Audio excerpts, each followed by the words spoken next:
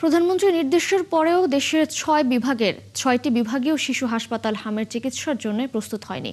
বেশিরভাগ এলাকার স্বাস্থ্য প্রশাসনের কর্মকর্তারা বলছেন, প্রয়োজনীয় সরঞ্জাম হাতে পাওয়ার পর তারা কাজ শুরু করতে পারবেন।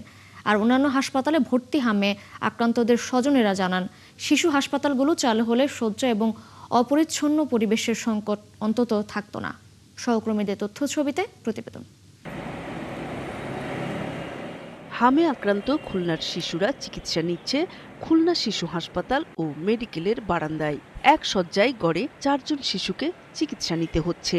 অথচ ৬২ কোটি টাকা ব্যয়ে নির্মিত বিভাগীয় শিশু হাসপাতালটি তালাবদ্ধ 1 বছরের বেশি সময়। কবে এর তালা খুলবে? হাসপাতালটি শুধু হামে আক্রান্ত শিশুদের জন্য বিশেষায়িত করা হবে তা নিশ্চিত হয়নি। ভূমি উন্নয়নেরও কিছু কাজ বাকি, মাটি ভরাট সহ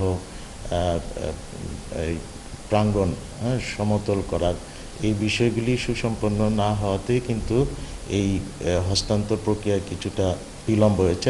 প্রশাসনিক জটিলতায় থমকে আছে 85 কোটি টাকা ব্যয়ে নির্মিত সিলেট শিশু হাসপাতালের কার্যক্রম।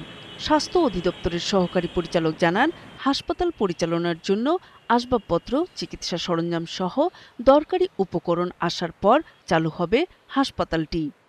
সিকিউরিটি লাগবে, জনবল লাগবে, তারপরে আসবাবপত্র লাগবে, ন্যূনতম তো এগুলো লাগবে। এখন একদিনে তো সব আসবে না, পর্যায়ক্রমে আসবে, ঠিক আছে। চালুর দিকেই যাচ্ছে, ইনশাল্লাহ আমরা একটা পজিটিভ ফল পাব।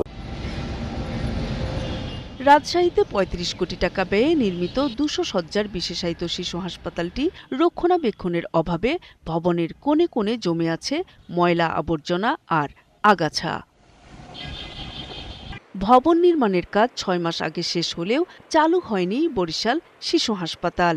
প্রধানমন্ত্রীর ঘোষণার পর কর্তৃপক্ষ বলছে, আগামী 3 থেকে 4 মাসের মধ্যে হাসপাতালটি চালু করা যাবে। আমাদের মন্ত্রী মহোদয় অত্যন্ত আন্তরিক, পাশাপাশি আমাদের স্বাস্থ্য বিভাগে যারা আছেন, উদ্বোধন কর্তৃপক্ষ মন্ত্রণালয় থেকে শুরু করে সবাই অত্যন্ত আন্তরিক, এবং উনি এর চেষ্টা হচ্ছে আমরা আগস্ট মাসের 1 তারিখে আশা করছি প্রাইম মিনিস্টার উনি উদ্বোধন করার কথা চিন্তা করছেন।